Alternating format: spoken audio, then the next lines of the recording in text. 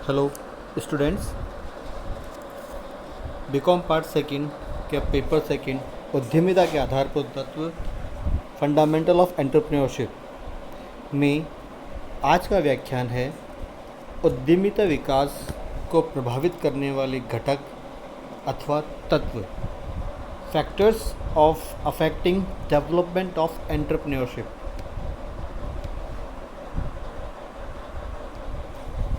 इसके अंतर्गत अपन देखेंगे कि उद्यमिता विकास को प्रभावित करने वाले सभी घटकों को 4 भागों में बांटकर हम अध्ययन कर सकते हैं। जिसमें पहला घटक है व्यक्तिगत घटक, पर्सनल फैक्टर्स, पारिवारिक, सामाजिक, सांस्कृतिक घटक, फैमिली सोशियो कल्चर फैक्टर्स। तीसरा है सहायता व्यवस्था संबंधी घटक, factors relating to support system. और चौथा है या मतलब फोर्थ पॉइंट है वातावरण संबंधी घटक। अब हम इन सभी जो घटक हैं उनको वन बाय वन विस्तार से पढ़ेंगे। पहला जो है वो है व्यक्तिगत घटक। व्यक्तिगत घटक में सबसे जो पहला पॉइंट है उद्यमिता की प्रेरणा या आकांक्षा। इसमें हम देखेंगे कि पहला जो पॉइंट है उद्यमिता की प्रेरणा ऑब्लिक आकांक्षा। सामान्यतः वे ही व्यक्ति उद्यमिता में सफल होते हैं जिनमें उद्यमिता को अपनाने एवं उद्यमी बनने की अंतः प्रेरणा या आकांक्षा होती है। हम सबसे पहले ये देखते हैं कि सभी व्यक्तियों में उद्यमी बनने की प्रेरणा नहीं होती। बहुत से व्यक्ति अपनी सेफ अर्निंग या सेफ जोन से बाहर नहीं निकल पाते और वो उद्यमी भी नहीं बन पाते। उनमें उद्यमी बनने की प्रेरणा उतनी नहीं होती। महान एक जो विद्वान हैं मैक्क्लीलैंड, उन्होंने अपने शोध में ये पाया था कि सफल उद्यमी वे होते हैं जिनमें उपलब्धि की उच्च आकांक्षा या इच्छा पाई जाती है। मतलब कुछ पाने की ललक, उच्च उपलब्धि, मतलब उसमें हाई नीड ऑफ अचीवमेंट होना चाहिए, तभी वह व्यक्ति उद्यमी बन सकता है। दूसरा जो इसका पॉइंट है स्थिति पर नियंत्रण की क्षमता। स्थिति नियंत्रण, अब इसमें आप ऐसे समझ सकते हैं, एक इसमें भी एक प्रसिद्ध विद्वान हुए अल्बर्ट शैपरो। उनका मानना था कि उद्यमिता के विकास के लिए लोगों में स्थिति पर नियंत्रण स्थापित करने की क्षमता होनी चाहिए। जिन लोगों में स्थिति पर नियंत्रण करने की क्षमता होती है वे ही उद्यमिता में सफल होते हैं। स्थिति पर नियंत्रण रखने से हम यह समझ सकते हैं कि जब भी कोई व्यक्ति उद्यमी बनता है तो उसके आसपास का जो वातावरण होता है, चाहे वो आंतरिक हो या बाह्य हो, तो बहुत से ऐसे तत्व होते हैं जिस पे उनको नियंत्रण करने की आवश्यकता होती है। जिस व्यक्ति में इन घटकों को या बाह्य या आंतरिक वातावरण को नियंत्रण करने की क्षमता होती है वे ही व्यक्ति उद्यमी बन सकते हैं। तीसरा है जोखिम उठाने की क्षमता, रिस्क उठाने की क्षमता। उद्यमिता का विकास उन लोगों की जोखिम उठाने की क्षमता से ही प्रभावित होता है जो उद्यमिता को अपनाना चाहते हैं। ये तो आप सभी जानते हैं कि वही व्यक्ति उद्यमी बन सकता है या बिजनेसमैन बन सकता है या एंटरप्रेन्योर बन सकता है जो अपने जीवन में जोखिम उठाने की क्षमता रखता हो। क्योंकि व्यवसाय जो है वो अनिश्चितताओं का भंडार होता है। उसमें बहुत सी अनिश्चितताएं होती है। उसमें अपने भविष्य में उसकी आय होगी या नहीं होगी, ये भी एक बहुत बड़ा उसमें जोखिम होता है। अगला पॉइंट है व्यक्तिगत स्वतंत्रता की चाहत। जिन लोगों में व्यक्तिगत कार्य स्वतंत्रता की चाहत होती है वे ही उद्यमिता में अधिक सफल होते हैं।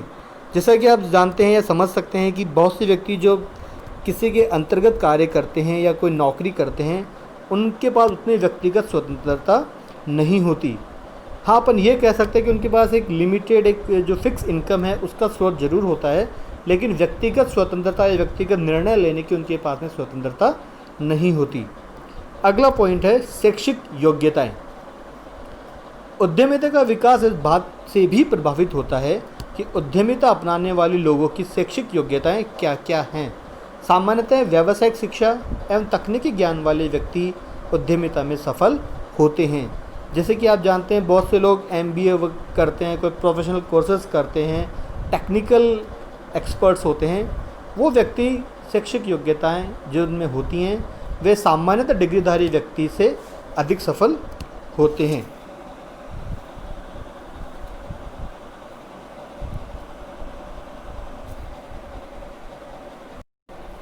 अगला जो पॉइंट है वो है व्यक्तिगत विशेषताएं या गुण। उद्यमिता की सफलता में उद्यमी के कुछ व्यक्तिगत गुणों का विशेष महत्व होता है। अतः जो लोग परिश्रमी, कल्पनाशील, ईमानदार, आशावादी एवं दूरदर्शी होते हैं वे व्यक्ति अधिक सफल होते हैं। आत्मविश्वास, नेतृत्व क्षमता एवं प्रगतिशील विचार के गुण उनकी सफलता में चार चांद लगाते हैं।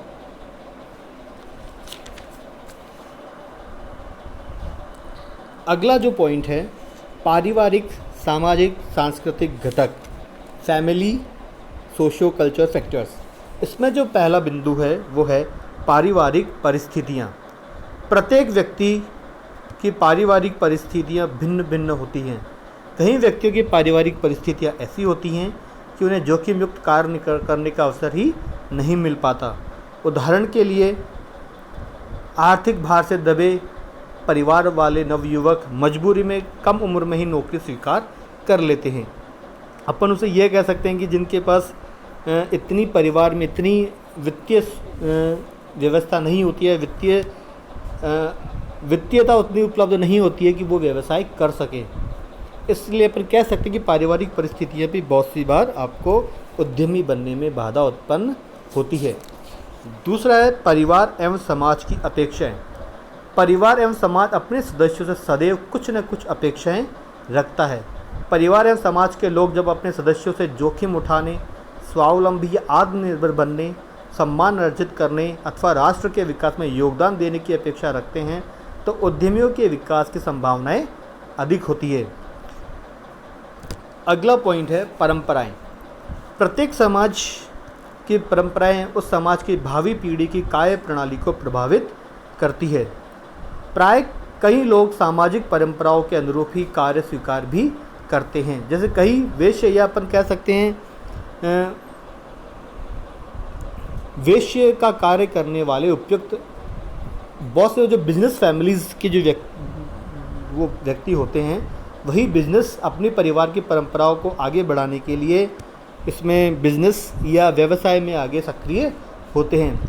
जैसे कि आप समझ सकते हैं कि वेश्य जाति जैसे अग्रवाल, जैन, खंडेलवाल, माहेश्वरी आदि ऐसी वेश्य जातियाँ हैं जो इनके पूर्वज भी बहुत से व्यक्ति उद्यमी या व्यवसायी रहे हैं और आने वाली पीढ़ियाँ या पीढ़ियाँ भी इनकी इसी व्यवसाय को आगे बढ़ाती हैं अथवा नया व्यवसाय शुरू करती हैं। अगला पॉइंट है कार्य संस्कृति। समाज में विकसित एवं प्रचलित कार्य संस्कृति भी उद्यमिता को प्रभावित करती है।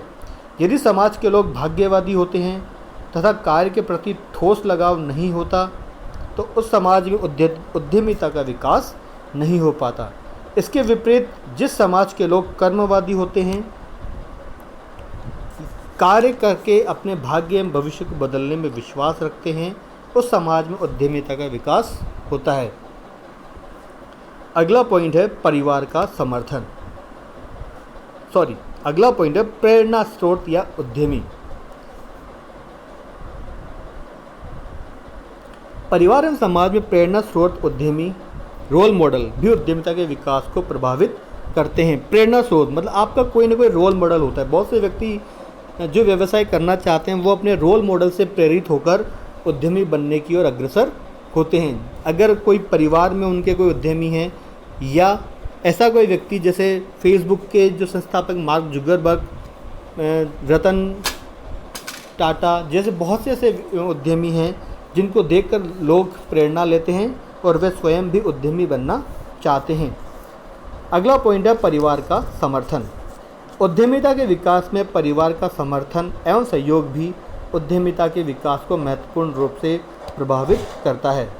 ये सभी जानते हैं कि उद्यमिता के अपनाने पर आय की निश्चितता नहीं रहती, जीवन चक्र भी व्यवस्थित नहीं चलता, दैनिक जीवन की कार्य प्रणाली भी सुनिश्चित नहीं होती। कई बार उद्यमी को भारी आर्थिक हानि भी हो जाती है। ऐसे में परिवार का समर्थन नहीं मिले तो कोई भी उद्यमी हताश हो जाएगा। इसलिए हम कह सकते हैं कि उद्यमिता में अगर कोई व्यक्ति उद्यमी बनना चाहता है तो उसके लिए परिवार का समर्थन बहुत ज़रूरी होता है। तीसरा जो पॉइंट है, सहायता व्यवस्था संबंधी घटक, factor relating to support system. आपको कितनी व्यवस्था, सहायता के फैक्टर्स जो हैं वो कितने हो सकते हैं। उसमें पहला पॉइंट है आधारभूत ढांचागत सुविधाएं। उद्यमियों का विकास कुछ आधारभूत ढांचागत सुविधाओं, बेसिक इंफ्रास्ट्रक्चर फैसिलिटीज़ पर निर्भर करता है। इन सुविधाओं में औद्योगिक बस्तियां, ऊर्जा के स्रोत, परिवहन व्यवस्था, संचार साधन, कच्चा माल, पूंजीगत साज सामान एवं यंत्र आदि प्रमुख होते हैं। किसी भी व्यवसाय के लिए जो बेसिक इंफ्रास्ट्रक्चर फैसिलिटीज़ होती हैं, अगर वह आसानी से उपलब्ध होती हैं तो व्यक्ति उद्यमी बनने की ओर अग्रसर होता है। अगला पॉइंट है वित्तीय सुविधाएं। वित्तीय सुविधाएं, जैसा कि आप जानते हैं कि किसी भी व्यवसाय के लिए वित्त एक रक्त की भांति काम में आता है। जिस प्रकार एक व्यक्ति के लिए रक्त की ज़रूरत होती है, उसी प्रकार व्यवसाय के लिए वित्त की ज़रूरत होती है। वित्तीय सुविधाएं उद्यमियों के विकास में योगदान देती हैं। यदि वित्त की उपलब्धि आसान शर्तों पर होती है तो देश में उद्यमियों का विकास अपेक्षाकृत तीव्र गति से होता है। इसके लिए प्रत्येक सरकार दीर्घकालीन एवं अल्पकालीन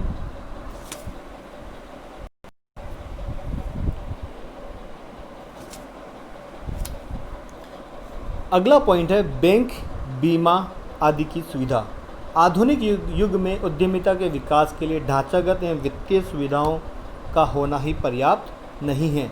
उद्यमिता के विकास हेतु बैंक, बीमा, कुरियर, विज्ञापन, नियोजन एजेंसियां, दलालों, मध्यस्थों, आयात निर्यात, स्थानीय परिवहन आदि की सुविधाएं भी होनी चाहिए।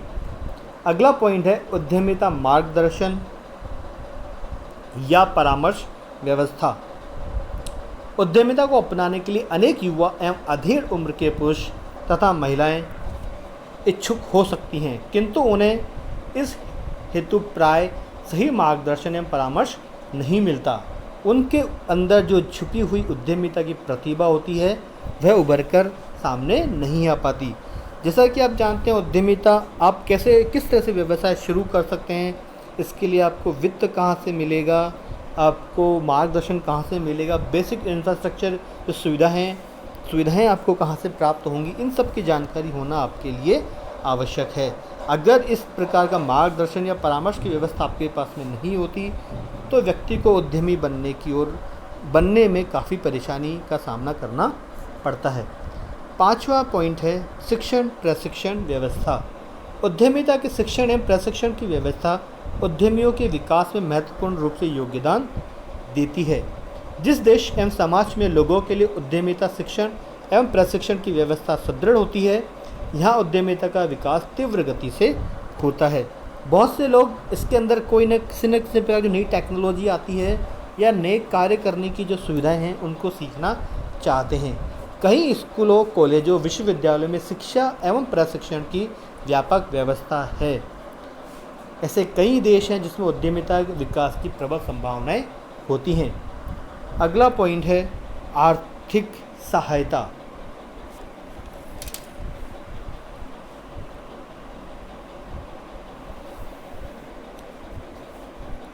आर्थिक सहायता से पहले जो पॉइंट है, छठा पॉइंट, उद्यमिता विकास कार्यक्रम। आज प्रत्येक प्रगतिशील सरकार उद्यमियों के विकास के लिए अनेक कार्यक्रम आयोजित करती है। ऐसे कार्यक्रमों के अंतर्गत समाज के पिछड़े वर्गों को उद्यमिता अपनाने में सहयोग देती है। इस हेतु सरकार अनेक संस्थाओं एवं संगठनों की स्थापना करती हैं जो कि एंटरप्रेन्योरशिप फैकल्टी डेवलपमेंट प्रोग्राम चलाती हैं, जिन्हें FDP fund, EDP entrepreneurship development program EDP कहते हैं। अगला पॉइंट है आर्थिक सहायता। सरकार उद्यमियों को आर्थिक सहायता प्रदान करके भी उद्यमिता का विकास कर सकती है। सरकार पुराने तथा नए उद्यमियों को कुछ आर्थिक सहायता प्रदान करके उद्यमियों का विकास कर सकती है, उन्हें नवाचार करने के लिए भी प्रेरणा दे सकती है।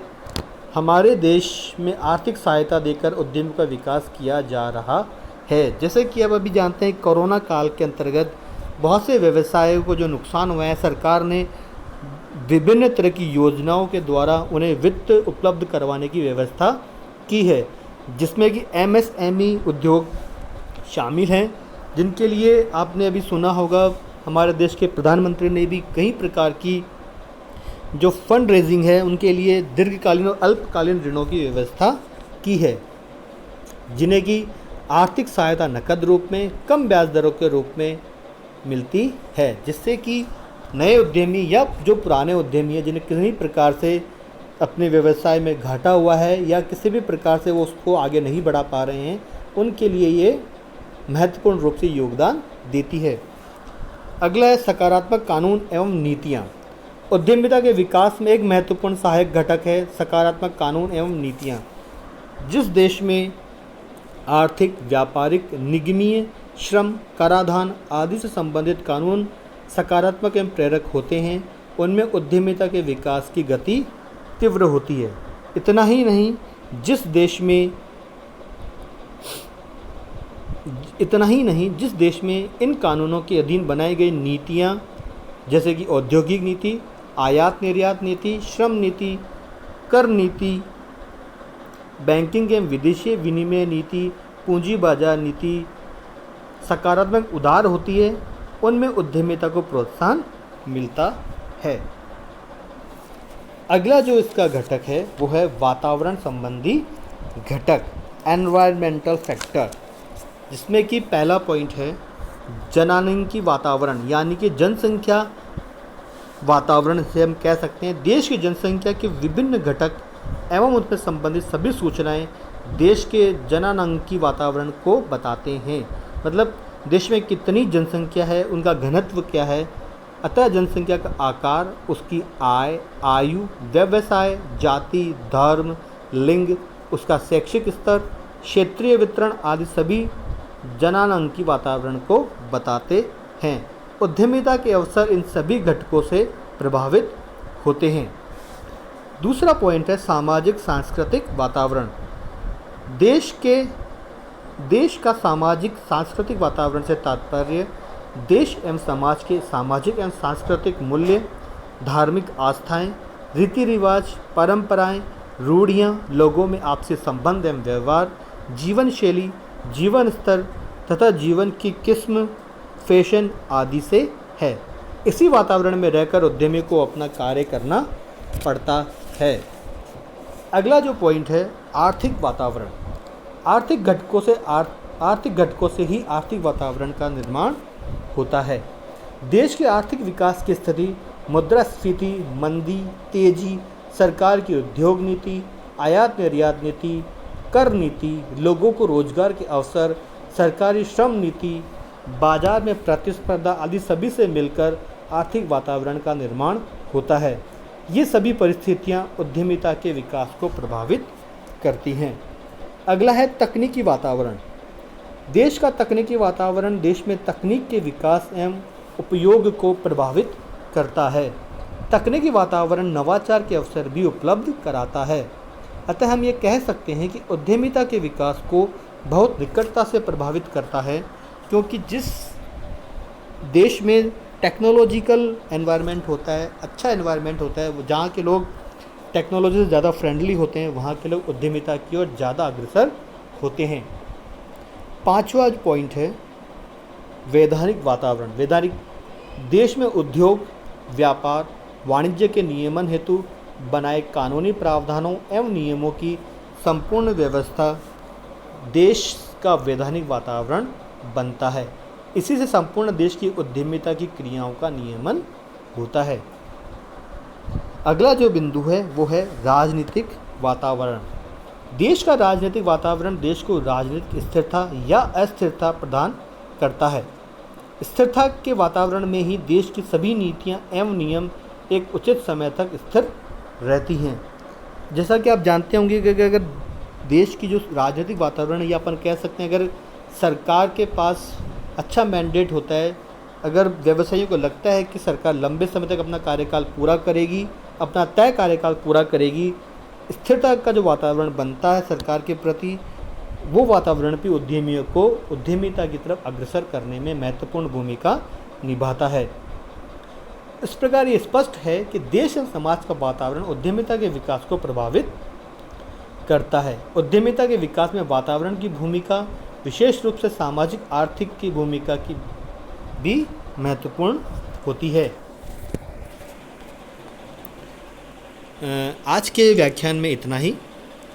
धन्यवाद। आपको ये व्याख्यान कैसा लगा हमें ज़रूर बताएं। Thank you.